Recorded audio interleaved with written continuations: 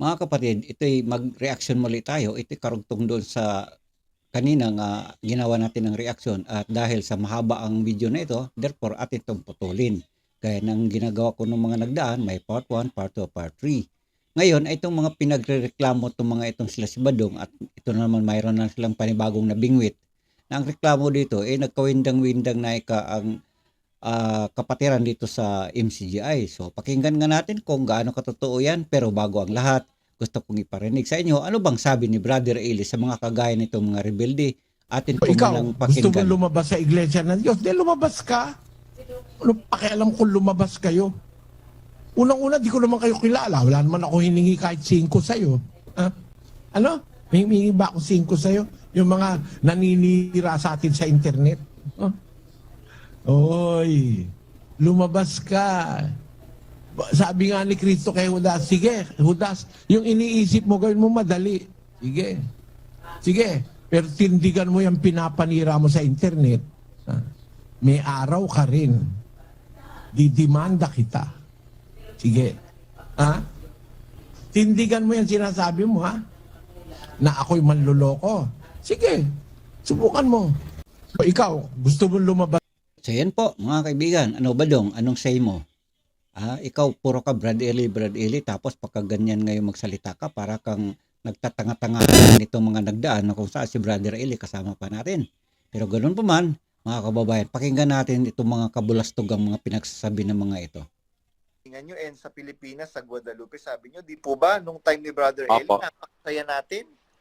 Masaya po noon. Iban na ngayon dito, bandang huli. Magbuhat po ng pumanaw na si kapatid na Eli. Exactly. Doon parang naramdaman ko nagkawindang-windang na bro eh. Malulupit ang ano dito bro, yung mga worker. Malulupit, hindi na sila katulad. Dati ang worker, takot yan bro eh. Ngayon hindi. Oh, yun ang mga kadaldalan nyo. Kayong dalawa, pare-pareho kayo masarap pag-untugin mga nguso nyo eh. Pag-untugin mga nguso nyo para malalaman nyo mga pinagkukuda-kuda nyo. Yan ay bunga lang naman sa mga sama ng loob na naranasan nyo ngayon. Dahil kayo, wala kayong isang salita, isang pananampalataya. Tandaan ninyo, tuwang-tuwa kayo na naka-exit na, di ba? O ngayon, pagkatapos niyan, anong kasunod? Sabi nga na Brad Eli, wala akong pakialam mo, magsilabasan kayo. Sabi nga doon, inaayon pa niya doon sa sinasabi ng ating Panginoon Kristo na sabi niya, ikaw Judas, kung anong pinaplano mo sa buhay, bilisan mo. O Badong, anong mangyari ngayon sa inyo, Badong? Anong gagawin mo ito sa mga tao na hikayat mo? Saan mo sila dadalhin? Sa kangkungan. Hindi, mayayabang na yung mga worker ngayon. Actually, Opo. yan din yung dahilan bakit hindi na ako humingi ng destino. Uling destino ko to Dahil daw dyan, hindi na raw siya nanghingi ng destino. Kailan ba yung 2022? Kung kailan lang naman nawala si Brother Eli, ganyan ka na. Ano ka? Para kang nagtampo? Alam mo kaya Badong, kaya ginagawa mo yan, dahil ikaw, nandoon ka lang kay Brother Eli, tango ka ng tango na kung nandito pa kasama natin si Brother Eli, ang dami mo palang nararamdaman sa katawan mo, Badong. Sana noon pa kay Brother Eli, nagpatingin ka na sa mga eksperto pa, sabay sabihin mo kay Brother Eli, Brother Eli, I beg to disagree. Hindi ako papayag na pagkatapos mo, ipasa mo ang katungkulan mo kay Brother Daniel, dahil yan, si Brother Daniel, bobo yan. Di ba ganun Badong? So therefore, nung nandito pa si Brother Eli, kayo nagtatanga-tangahan lang. Dami na pala yung reklamo, tapos ngayon lang kayo nag-iingay. kasi ni-report ko kay Efren Baking itong si Albert Sibug. Biro mo, sabi ko, Brother Efren, sabi kong ganyan. Susumbong ko po si Brad Albert Sibug, sabi kong ganyan. Kasi po, yung pong bagong kapatid dito sa lokal ng bahay pare, nagsusulisit po siya.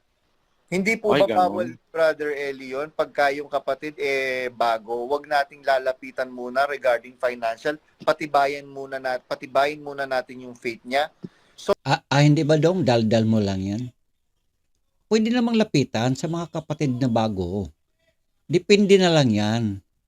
Siyempre, pagka either bago o luma, basta't ikay kapatid at nabautismuhan ka na, then yan ang umpisa na ikaw or ang bawat isang kapatid, lalo na dito sa kapatiran, iglesia ng Diyos, ay siya mayroon na siyang karapatan na sumunod sa utos gaya ng sinasabi niya na mangagdalahan kayo ng pasanin sa bawat isa.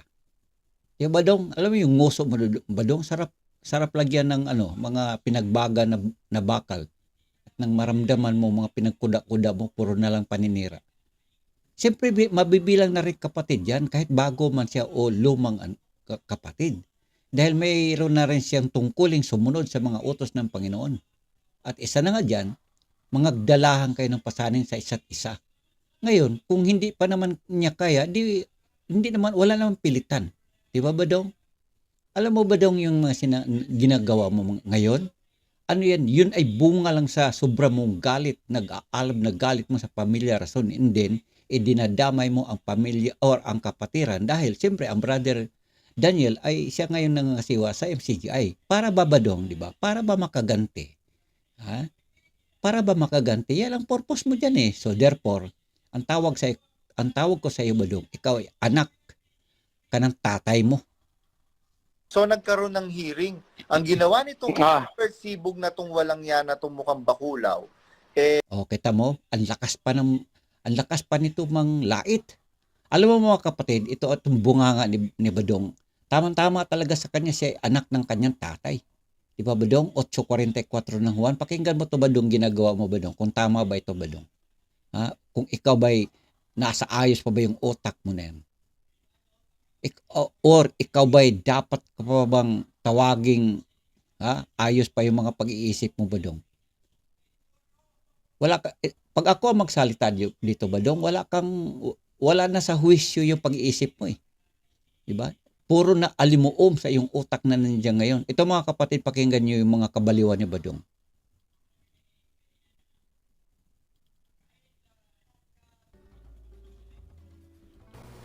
Tapos ako yung sasabihin yung kawawa naman. Gago, Daniel Rason. Ulol ka, Daniel Rason. Putang ina mo ka. Yan ang masasabi ko sa'yo. Putang ina mo ka, Daniel Rason. At putang ina mo, ang nanay mo. Bakit? Baka sabihin na, nagmumura si Badong. Hindi po, biblical po lahat yan, mga kapatid. Mas matindi po ang pinagsasabi ng aking Panginoong Hesukristo. Kayo'y sa inyong amang dyablo. Ngayon, nasasaktan kayo? Dahil yan ang totoo, mga O doon ba sa sinasabing kayo'y sa inyong amang dyablo? Nandun ba Badong? Sabi mo kasi biblical yung sinasabi mo. Saan sa Biblia yung sinasabi mong putang mo Daniel Rason? At saan doon na sinasabi doon sa sinasabi mong biblical na sinasabi ng Panginoong Hesus na kayo ay sa inyong amang dyablo? Natural, totoo yun eh. Bakit? Sa inyong amang dyablo kasi mga sinungaling yung kausap ng Panginoon noong mga panahon na yun. Sino yun? Mga plastic, yung mga escriba at parasiyo. O ngayon Badong, gagayahin mo yun? Alam mo, ginagamit mo lang scapegoat yung mga ganyang pangangatwiran Badong para mapagtakpan ang mga kabaliwan mo. Anong biblical? Biblicalin mo yung mukha mo Badong. Mas bagay pa para malalaman mo kung yung mukha mo ba ay nasa Biblia. Anong nasa Biblia? Saan doon Badong? Yung putang mo. Saan doon nakasulat? Anong talata? Tapos sasabihin mo, nasa Biblia yan kasi patutot. O natural. Bakit sinabi ba doon? O kayo ay mga patutot. Nanay mo, Magdalena, patutot. Ikaw ay patutot ka, Magdalena. Sinabi ba doon? Yun, sinabi lang doon sa talagang tunay na trabaho ni Magdalena. Ay ngayon, yung sinabihan mo rito mga patutot, gaya nung si Sister Arlen. Alam mo ba dong, bunganga ba dong sarap talaga iuntog sa pader para mararamdaman mo na yung mga ginagawa mo, wala na sa ayos ba dong. Tapos sasabihin mo pa, Brad Eli, kakatwiran mo pa. Hoy, sarili mong kalukuhan yan ba dong? Huwag mong idamay ang Brother Eli. Dahil ang Brother Eli, walang ganyang turo. Talaga to sabi niya, inilikom niya lahat ng mga kasamang manggagawa na may laban sa akin. Biruin niyo po ilan manggagawa yon. si Alex Gapas, si Jacqueline Nunag, si Joey, nakalimutan ko yung apelido ni Joey Diaz, nakakabalik lang na manggagawa noon, na suspendido for a long time. Tapos sino pa ba yung mga inano nila? Sabi ko, Grabe. pinabayaan ko lang po magsalita. Tapos nagsalita lang po ako dahil nung sinabi nitong Joey Diaz na meron daw nawawalang tulungan. Sabi ko, Ay, paano, ganun. sabi ko, paano nagkaroon ng nawawalang tulungan? Madalas ako nga nag-aabono sa tulungan ng lokal. Sabi ko, mga walang hiya kayo. Ikaw, Joey Kinukupit. Diaz, walang hiya kang babae ka. Ang kapal ng pagmumukha mo para pasamain ako. Hindi ba Saan doon ba dong na ikaw pinapasama doon? Alam mo ka ba dong, puro ka lang akusasyon, puro ka daldal dito sa social media, wala kang pinagbatayan man lang. Tapos sasabihin mo, hindi ba totoo, hindi ba totoo? Paano mo mapatunayang totoo? Ikaw lang nang nagdadaldal dyan. Badong? Kung ikaw'y totoo lang, Badong, huwag ka manumbat. totoo, Joey Diaz, tinulungan kita na sinuba mo ako ng 20,000 yata yung sinuba niya sa akin? Grabe. Ikaw, Badong, kung hindi mo alam ang mga sinasabi mo, kung hindi ka sigurado, huwag mong banggitin. Bakit sa din sabi mong 20,000 yata? So, hindi ka sigurado, Badong. Yan ay, Badong, patunay na ikaw ay gumagawa ka lang ng kwento. Grabe. 20,000 or 25,000, kung di ako nagkakamali. Ni piso walang bumalik sa akin doon, Joey Diaz, pero meron ka bang narinig sa akin? I still love you. Until such a time na inano nyo ko, pinagtulong-tulungan ninyo ko, pati ikaw, Lea Bararak. Di ba suspendido ka, Lea Bararak? Ano ngayon kung suspendido, Badong? Ang suspension, pag yay lifted na yan, balik sa normal ng buhay niya. Maring may ground siya, bakit siya nasuspindi? O kayo ngayon, ano ng kapalaran nyo ngayon? At least ang suspension, pag nalift na yan, balik sa normal ang buhay niya bilang kapatiran. Bahagi ng kapatiran. Kayo ba dong, ano mangyari sa inyo dyan? Pagkalat-kalat na lang kayo sa ibabaw ng mundo. Wala kayong mga pastol para kayong mga tupang nagkakalat na lang. Bahala na si Batman kung saan kayo paparoroon. Akala mo ba hindi kinwento sa akin ni Sis Mary Ann Malyari? Dami palang marites, Badong, ano? O nasulsulan ka lang? Kwento, o kukwento lang naman eh. Tapos ikaw naniniwala ka naman. Alam mo dong, alam mo ba dong, sa tunay na diwa ng Kristyanismo, hindi naman ganyan ugali, Badong. Kasi alam mo ba ang kahulugan ng pag-ibig? Ang pag-ibig ay malawak magpangunawa. Hindi basta ganun, pagdating sa kahulugan ng pag-ibig ayon sa Biblia, hindi dictionary ha, Badong. Sa Biblia, ang pag-ibig ay hindi di ba ganun? Hindi ko na alam kasi alam mo, Badong, hindi naman ako sanay sa mga pagtanda sa mga nakasulat mismo, pero alam ko pagdating sa pag-ibig, may kahulugan ng naaayon sa pananampalataya at hindi ayon sa dictionary. Ganun. Dami ng anomalya, no? Yung pong mga Bro? manggagawa, naging mabagsik sila, brother. Mabangis po sila, hindi katulad ng manggagawa po dati, takot sa miyembro. Dahil itatapon sila sa iwahig Tsaka pag nagtulong ang miyembro kay kapatid na Eli, talagang may pangil. Opo, may pangil po. Ngayon po, bro, hindi. Yung mga manggagawa, May pangil. Talagang may pangil. O ganun pa ganun pala, Badong. Bakit ngayon lang din kayo nag-iingay-ingay dyan? Dahil ba ngayon, gusto mong by comparison, ngayon ay walang pangil? Alam mo ba, Dong, sa pangunguna ni Brother Daniel ngayon, iba na kanyang pamamaraan. Dahil sa ayaw mo sa gusto, Badong, talagang gaya ng isang kumpanya, pag nagbago ang management, mayroon talaga adjustment. Pero pagdating sa doktrina at aral, Badong, wala namang binabago dyan eh. Daldal mo lang yan, Badong. Alam mo, Badong, bunganga mo ang baho. may mga tuta mababagsik na rin Opo, meron Ang lulupit Kasi po ngayon po ang ginagawa nila, totoo yung sinabi ni Bradley, mga kapatid, tandaan ninyo, pag namatay ako, magsisilitaw yung mga yung mga lobo na lalapa sa inyo sa kama. Opo. Yan. Yun nga, na ano ko yun eh. Na tayo.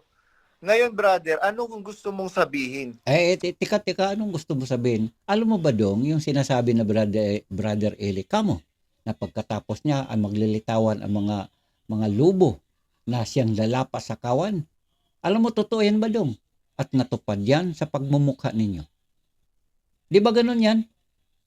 I-analyze mo nga yung buhay mo ba dong? Kayo lang naman talaga ang lumalapa dito. Nananahimik ang mga kapatiran dito, sinusulsulan mo. At ano nga pa nga ba? Di ba yung mga lobo, nilalapa ang kapatiran ang kawan. Sa paanong pamamaraan? Kung literally, kung lobo, natural lulusubin yung mga tupa at isa-isahin na lang sakmalin yung tupa doon at kinakain yan. Ngayon ba dong, spiritually speaking, yun ang ginagawa nyo ngayon. Tapos ibintang mo dito sa kapatiran. Naku badong, mas maigi pa untog mo ulo mo badong bago ka magsalita niyan, tapos sabay tingala sa langit. Yan, magigising ka na sa katotohanan. Sa mga kapatid na closet at sa mga kapatid na exiter, na kasi exit na po kayo eh. Ano pong nararamdaman nyo ngayon? Kamakailan lang. Nakarang linggo lang, bro. Masamang tao po ba kayo ngayon? Nagsasalaula po ba kayo ngayon, kapatid? Sabi nila, wala nang gagawin matinod. Impyerno na, bro. Hindi. Dala ko pa rin yung aral. Hindi. Totoo yun. May impyerno talaga, spiritually speaking. May impyerno na dahil kung talagang galing ka sa loob at lumabas ka, ano pa nga bang kapalaran ninyo? Umalis kayo sa mabuting aral at dahil sa katin ng inyong mga tainga, ayun, nagsibaling kayo sa daldal ni Badong. Tama, mabait. Sino magsabi sa mabait sa iyo? Natural yung mga kagaya mo rin, di ba? Sino ka man, itong isa na to, di ko rin tumatantya, di ko rin malitrahan to eh.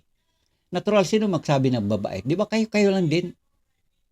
Pero kung magsalita sa inyo dyan, ay hindi kayo mababait, spiritually speaking.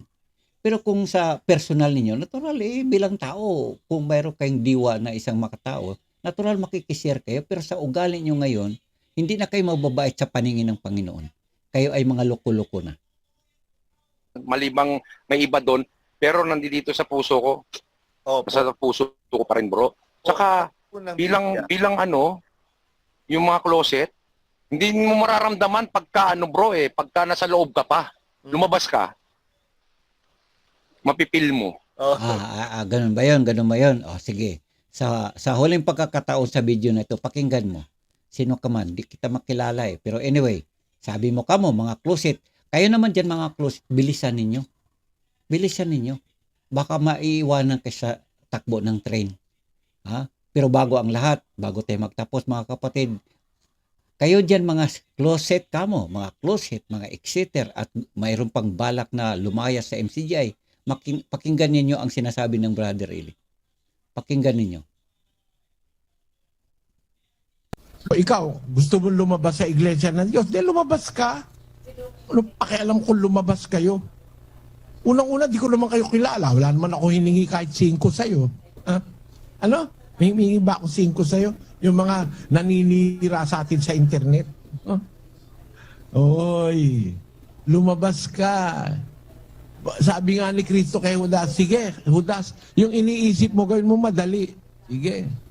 Sige. Pero tindigan mo yung pinapanira mo sa internet, may araw ka rin. Didimanda kita. Sige.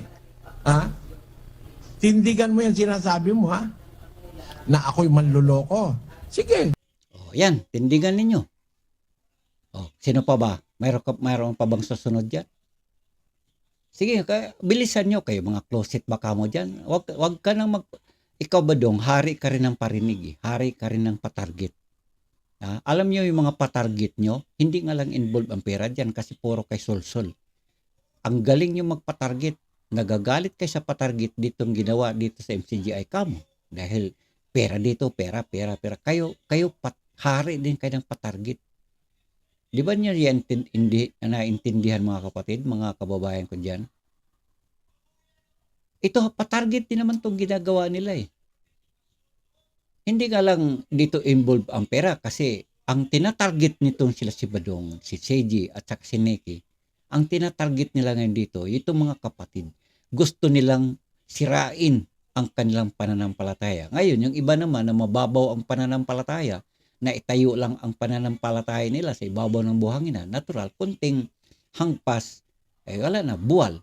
Pero kung ang pananampalataya natin mga kapatid, ating itayo sa ibabaw ng bato, umulan mat bumagyo, hindi kayang timagin. So yun lang po mga kaibigan, yung sinasabi ni Brother Eli kanina, na bilisan ninyo, o pakialam ko ba sa inyo kung gusto niyo magsilabas. Hindi ko na gano'ng i-detalye yun kasi sinasabi ni Brother Eli, sapat na yun. At alam ko naman itong mga excited, matigas nga ang mga bungo nito, pero baka sakali marinig ang salita ni Brother Eli, ay ay lalambot at mag-isip ng ilang beses bago gumawa ng hakbang at makisali dito sa kabaliwan nila ni Badong. Hanggang dito lang po mga kababayan, mga kapatid, hanggang sa muli. Kita-kita kits, salamat at bye-bye na po.